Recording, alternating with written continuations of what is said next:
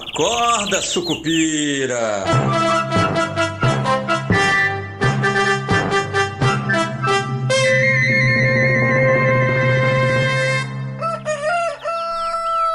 Bom dia, pessoal, sejam todos muito bem-vindos, sejam todas muito bem-vindas. Esse é o nosso Esquina Sucupira de sexta-feira. Eu sou o Rodrigo Oliveira e hoje é dia 14 de novembro de 2025. Sextou, meu povo, sextou, um dia mais tranquilo, pelo menos pra gente aqui, né, pro nosso métier aqui. Ontem foi um dia mais estressado lá nos Estados Unidos, principalmente. A história de que depois do shutdown pode ser que alguns dos números que a gente não viu, a gente nunca vá ver, porque não teve como fazer a coleta, né? Então a gente vai ter um relatório de trabalho, né? O payroll, por exemplo, a gente vai ter só o de setembro e não vai ter o de outubro. Setembro já estava pronto, né? Antes do shutdown, e aí o de outubro não teve como fazer a coleta, então o de novembro, e aí a gente vai ficar sem esse aí de outubro para a decisão do Fed de dezembro, né? E isso fez com que aquelas apostas que já estavam diminutas ficassem mais no 50-50, todo mundo esperando aí um pouco de cautela agora por parte do Fed em função da falta de dados, né? Então, acabou atrapalhando aí, isso talvez tenha custado um corte de juro antecipado para o nosso querido Donald Trump, né? E aí a bolsa acabou reagindo a isso, né? O VIX, que é o famoso índice do medo, né? Que o pessoal gosta de chamar, que é um índice que mede a volatilidade da bolsa norte-americana, e aí subiu aí 20%, agora em alta de 5,85%, que eu tenho aqui o número de fechamento, a 20, né? A 21 subiu a 20%, em alta de 5,85%. E Nasdaq caiu 2,05%, o S&P 500 caiu 1,66%. O Ibovespa, no entanto, acabou se segurando aí e caindo pouco, 0,30%, 157.162 pontos.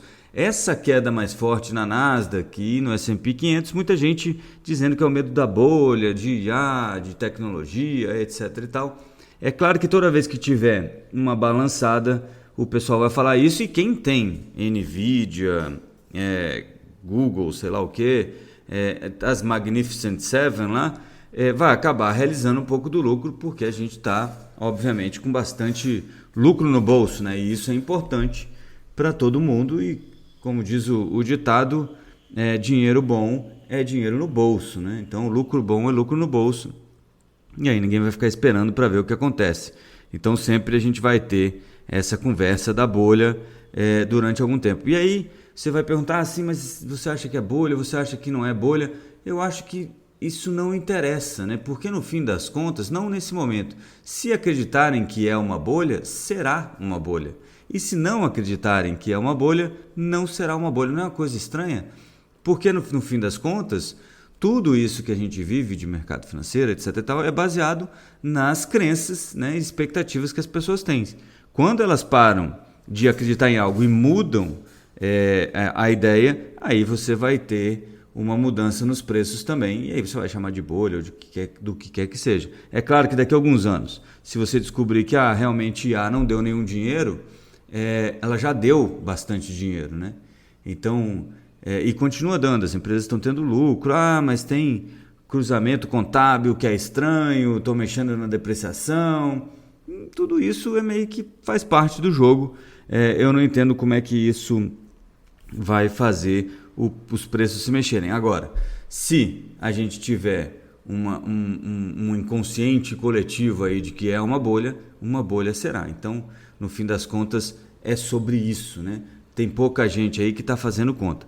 Bom, no Frigir dos Ovos, quero lembrar da conversa ontem na nossa live no YouTube com o João Abduni, justamente porque a gente falava do Ibovespa, etc e tal, né, dos ETFs, de Emerging Markets. Ontem até fui olhar de novo esse ETF da iShares, né, que é o Emerging Markets ex-China, e o Brasil ali corresponde a mais ou menos 6%, um pouco menos de 6% do total ali de países em que esse índice investe, né? E é interessante notar assim, ele é 6 e pouco por cento se você considerar Nubank e XP, mas estão listados fora, né? Mas no que diz respeito à bolsa, a nossa bolsa 5%, e aí são os maiores players da nossa bolsa que também estão lá, né? Então acaba que é bastante daquilo que a gente estava falando ontem, de empresas mais maduras, as blue chips brasileiras acabam se beneficiando bastante desse movimento de rotation global, né? De saída dos Estados Unidos e ida para outros lugares do mundo, né? Então é basicamente esse o momento que a gente está vivendo. Hoje o petróleo sobe 2,19, próximo aí de $65. A Petrobras ontem explicou que o plano de investimento ainda, né? Ontem a gente falava também sobre isso na nossa live com o João. Aliás, eu quero deixar falado aqui, né, registrado, que realmente eu achei ontem uma das lives mais proveitosas assim, com um entrevistado. O João, eu gosto muito do João, então sou como é que se diz, suspeito para falar, mas acho que ele tem uma visão muito clara das coisas, e eu acho que quem não assistiu devia assistir, porque é uma live que tem muitos ensinamentos ali, e o João viveu comigo aquele período que a gente estava na INVE, aquela reunião de caixa, a gente teve, né, a oportunidade, que eu acho que é uma das grandes oportunidades que eu tive na vida, de estar ao lado do Pedro Cerise diariamente, entendendo como é que ele funciona, como é que ele pensa. E o João, acho que é um dos caras que mais aprendeu esse jeito de olhar para o mundo, sem se perder, né? Tirando o ruído da frente e vendo o sinal de verdade, que é uma coisa que o Pedro Cerise faz com maestria, né? Não acerta todas, ninguém acerta todas, mas sempre... E ontem, até... Deixa eu fazer um parênteses aqui. Ontem aqui em casa eu comentava sobre isso, que no fim das contas não é sobre a pessoa que debate com você estar certa ou errada, ou a ideia que ela esteja falando esteja certa ou errada, né? Na verdade, a importância desses debates, na verdade, são fazer você pensar de uma forma diferente, né? Você olhar para o problema de uma forma diferente, mesmo que você discorde completamente do que a outra pessoa está falando, né? Se houver espaço para uma discussão honesta, os dois vão sair ganhando por terem conseguido olhar para aquele assunto, para aquela questão de uma forma diferente, o que leva a novos pensamentos, e eu acho que é uma evolução aí intelectual e de análise. Mas vamos continuar aqui, senão fica muito filosófico. Mas aí a gente falava, então... vale a pena ficar aí nessas blue chips. E eu falava que o petróleo voltou a subir aqui 2,16, teve um ataque da Ucrânia num porto russo, e que é um depósito também de petróleo, então isso mexeu com o preço. Próximo aí de $65 o barril. E ontem a Petrobras, e por isso que eu lembrei o João, a Petrobras divulgou um fato relevante, falando, olha, o plano de investimentos ainda não está pronto, está em fase de conclusão, né? A gente está estudando ainda, vai ser apresentado para a diretoria e para o conselho dia 27 de novembro, e assim que tiver aprovado será apresentado para todos. Porque a Bloomberg colocou uma notícia dizendo que a Petrobras reduziria o plano de investimentos em 4,5%, que seria uma ótima notícia, viu, gente? De novo, é aquela conversa que a gente estava tendo ontem na live. Tem sempre esse receio de que a Petrobras esteja exagerando no plano de investimentos, né, no CAPEX, o que acabou levando a um período muito ruim para a Petrobras lá atrás. O João defende, né, ontem falava, olha, mesmo assim, a razão dívida EBITDA da Petrobras continua muito saudável, então tem espaço para se endividar muito ainda.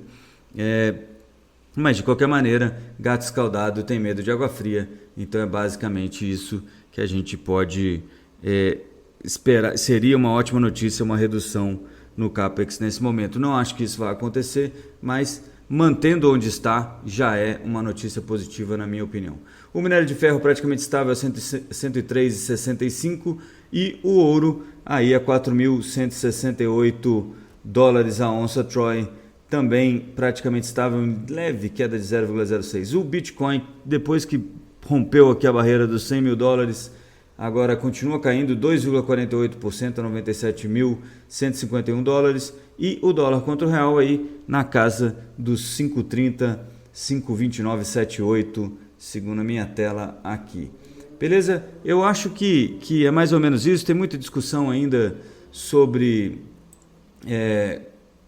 Banco Central. O Banco Central hoje se reúne com alguns economistas, com representantes de bancos aqui em São Paulo, mas não tem nada que vá sair desse como é que a gente fala?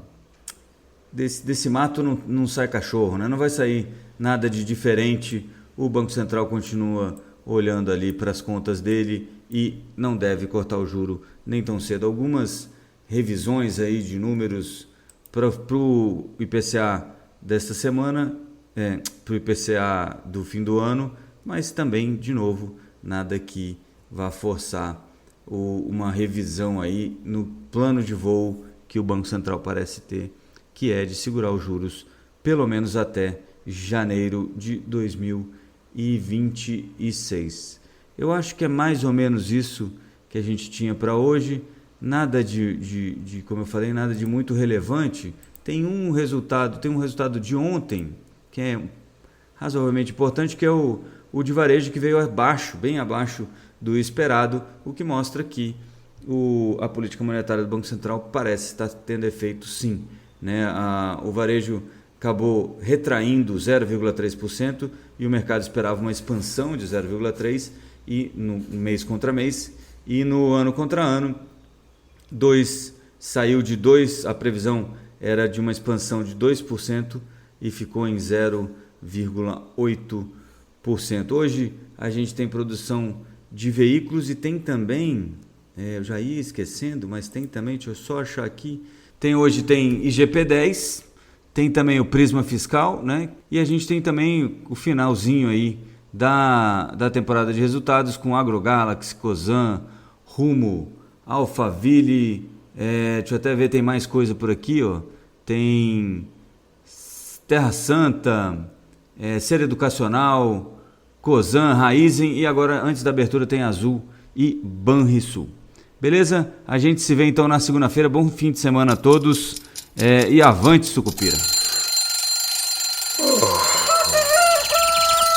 Acorda, Sucupira!